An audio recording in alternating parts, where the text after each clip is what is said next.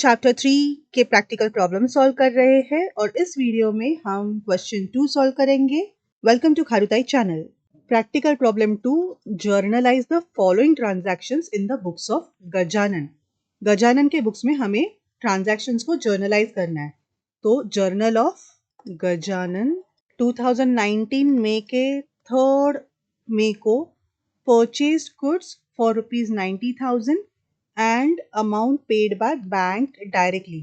तो परचेज किए गुड्स, तो परचेज अकाउंट को हम क्या करेंगे, जो एक्सपेंस है एक्सपेंस को हम डेबिट करते हैं, करेक्ट। एक्सपेंस को हम डेबिट करते हैं और amount paid by bank directly, मतलब हमने पेमेंट क्या किया है, बैंक से पेमेंट किया है। और बैंक क्या है, पर्सन है, एक आर्टिफिशियल पर्सन है। और बैंक ने क्या किया है, पे किया है, गिव किया, गिवर है। गिवर ऑफ बेनिफिट को हम क्या करते हैं, क्रेडिट करते हैं। Credit the giver personal rule के हिसाब से। तो इसकी एंट्री क्या आएगी, purchase account debit to bank account. पहले हम लिखेंगे 2019 में और डेट है 3 और एंट्री रहेगा purchase account debit 90,000 to bank account 90,000 being goods purchased and amount जो क्वेश्चन में लिखा है वही यूज कर सकते हैं। And amount paid by bank directly, amount paid by bank directly. फिर नेक्स्ट ट्रांजैक्शन 7th को sold goods to Satish on credit ₹30,000। अभी गुड्स सेल किया है, मतलब क्या, सेल्स अकाउंट को हम इफेक्ट देंगे। सेल्स ये इनकम है और इनकम को हम क्रेडिट करते हैं, इनकम्स एंड गेन्स को हम क्रेडिट करते हैं नॉमिनल अकाउंट के रूल से। सतीश क्या है, सतीश को अभी यहाँ पे गुड्स ऑन क्रेडिट बेचे, मतलब सतीश को गुड्स दिए हैं, हमने उससे कुछ मिला नहीं है, मिलना बाकी है।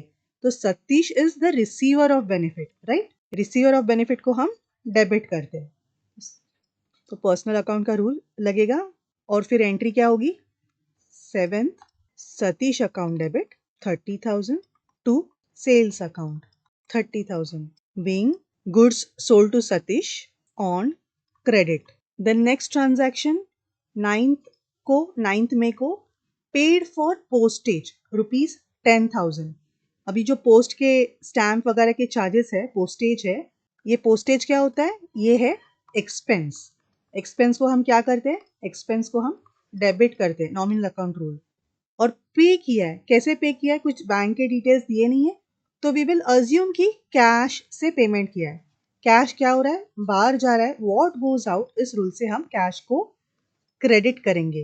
एसेट है, रियल अकाउंट का रूल लगेगा, व्हाट गोज आउट इस रूल से हम उसको क्रेडिट करेंगे। तो एंट्री क्या होगी, तो एंट्री 9th मई को एक्सपेंस को डेबिट करेंगे, postage account debit 10,000 to cash account 10,000 being paid for postage. Narration हम क्वेश्चन में से ही उठाते हैं। फिर नेक्स्ट क्वेश्चन 12th को अगेन सिमिलर ट्रांजैक्शन, एक्सपेंस का ट्रांजैक्शन है।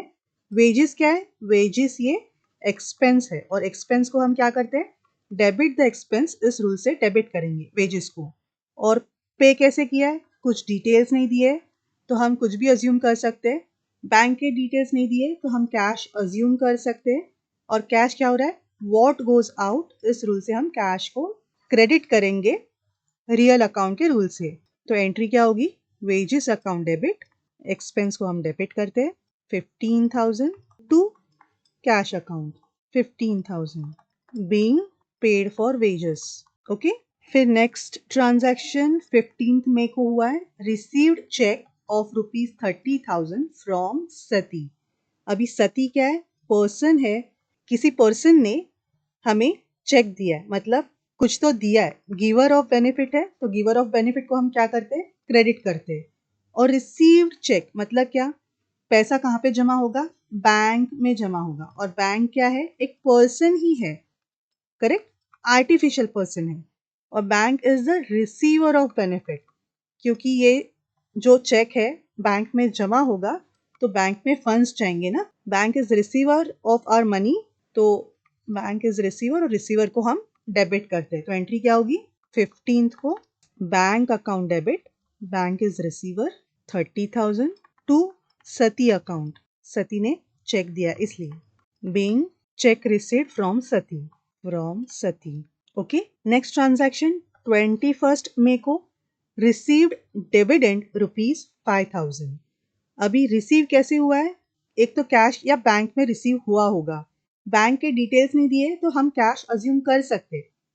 पर अभी आपको प्रैक्टिकली आप देखोगे तो सारे कंपनीज अभी डिविडेंड्स बैंक में ही जमा करते हैं डायरेक्टली।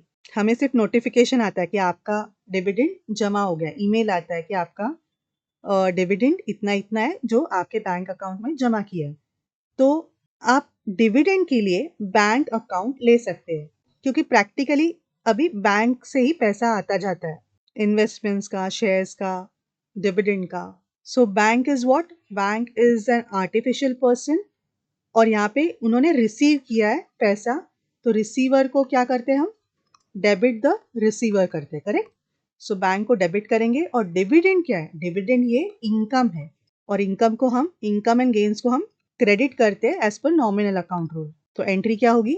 बैंक अकाउंट डेबिट, पैसा आया बैंक में 5,000, to dividend received account 5,000 being dividend received.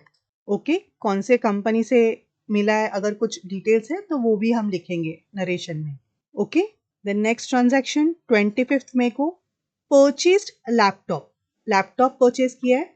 Laptop क्या है? एसेट है। एसेट क्या हो रहा है? बिजनेस में आ रहा है। व्हाट कम्स इन, इस रूल से हम एसेट को डेबिट करेंगे, लैपटॉप को डेबिट करेंगे, करेक्ट? रियल अकाउंट के रूल से। And paid by cheque. Payment कैसे हुआ है? बैंक से हुआ है। चेक मतलब बैंक का चेक इशू किया होगा ना। तो bank is what? A personal account. भले रियल पर्सन नहीं है, आर्टिफिशियल पर्सन है, और बैंक से पैसे गया है, बैंक ने पैसे दिए लैपटॉप परचेज करने के लिए। तो bank is the giver of benefit, right? तो गिवर ऑफ बेनिफिट को क्या करते हैं हम? क्रेडिट करते हैं पर्सनल अकाउंट रूल के हिसाब से। तो एंट्री क्या बनेगी? लैपटॉप आ रहा है तो डेबिट करेंगे, laptop account debit 40,000 to bank account, bank से पैसे जा रहा है 40,000 being laptop purchased and paid by check.